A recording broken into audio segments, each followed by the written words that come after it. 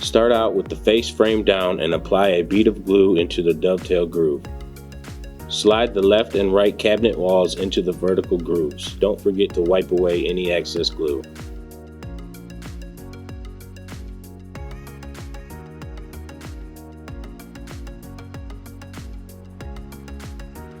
Slide the floorboard into the grooves on the wall. Make sure the floorboard notch fits into the groove on the face frame. Set your cabinet upright and slide the back wall into place using the grooves. Make sure it fits into the groove on the floorboard as well.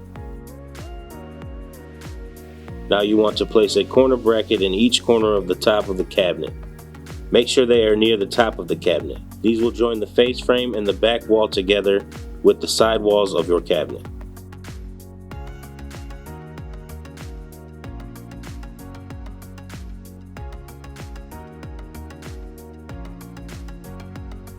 Locate the small and large toe kicks. Slide them into place using the dovetail.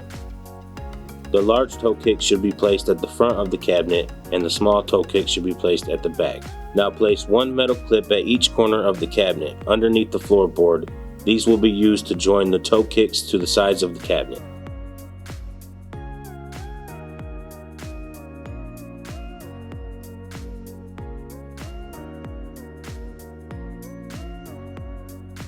Place the door face down and set each hinge into place, making sure the holes on the hinge line up with the holes on the door. Fasten them down with 2 screws each.